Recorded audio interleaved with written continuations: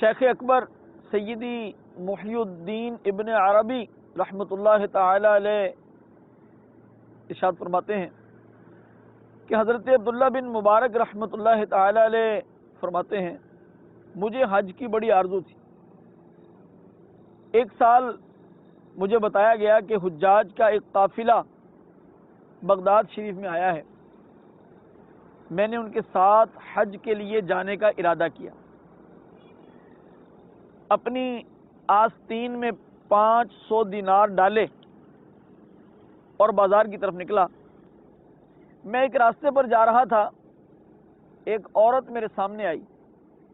اس نے کہا اللہ تعالیٰ تم پر رحم فرمائے، میں سید زادی ہوں،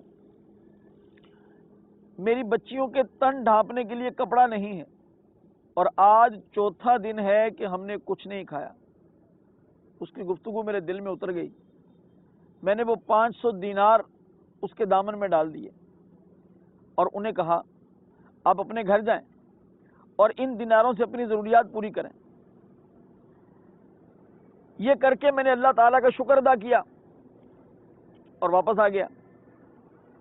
اللہ تعالیٰ نے اس بار حج پر جانے کا شوق میرے دل سے نکال دیا۔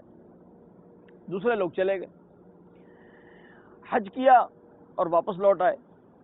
میں نے سوچا کہ دوستوں سے ملاقات کر کے آتا ہوں، انہیں سلام کراتا ہوں۔ چنانچہ جب میں اپنے ان حجاج دوستوں کے پاس گیا تو میں جس دوست سے ملتا اسے سلام کہتا اور کہتا کہ اللہ تعالیٰ تمہارا حج قبول فرمائے، اللہ تعالیٰ تمہاری کوشش کی تمہیں جزائے خیر عطا فرمائے۔ تو وہ میرا دوست مجھے آگے سے کہتا کہ اللہ تعالیٰ تمہارا حج بھی قبول فرمائے۔